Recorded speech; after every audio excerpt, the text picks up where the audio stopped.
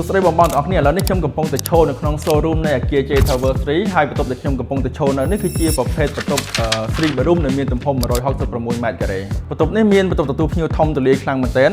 ដែលស័ក្តិសមសម្រាប់ការស្នាក់នៅជាលក្ខណៈគ្រួសារហើយផ្នែកខាងនេះវិញគឺជាចក្រានបាយបងសម្រាប់ចក្រានបាយវិញគឺគេបំពាក់មកជាមួយនឹងទូចក្រាននៅក្រោមនិងគ្រឿងបរិក្ខារទំនើបផ្សេងៗនិងមកជាមួយនឹងmini bar មួយនេះផងដែរ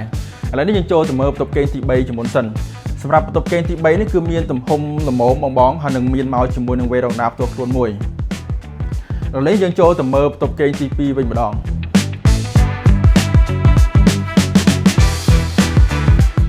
សម្រាប់បន្ទប់គេងទី2នេះលក្ខណៈពិសេសរបស់វាគឺមាន view 2ទិសបង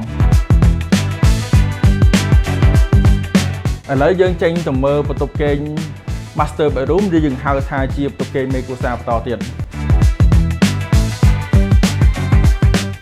សម្រាប់បន្ទប់គេង master bedroom នេះគឺមានទំហំធំបងអាច decor ដាក់ជាតុធ្វើការឬក៏សាឡុងអង្គុយផ្សេងៗបាននិងមានមកជាមួយនឹងបន្ទប់ទឹកផ្ទាល់ខ្លួនសម្រាប់បន្ទប់ទឹកផ្ទាល់ខ្លួនរបស់ master bedroom នេះគឺមានទំហំធំខ្លាំងបងនិងមានមកជាមួយនឹង bathtub ផងដែរឥឡូវនេះយើងចេញទៅមើលបន្ទប់ទឹកទី2សម្រាប់បន្ទប់ទឹកទី2នេះគឺគេបែងចែកជា2ផ្នែកបងផ្នែកខាងនេះសម្រាប់ភ្ញៀវប្រើប្រាស់ហើយផ្នែកខាងនេះសម្រាប់សមាជិកគ្រួសារដែលស្នាក់នៅក្នុងបន្ទប់គេងទី2និងបន្ទប់គេងទី3ប្រើប្រាស់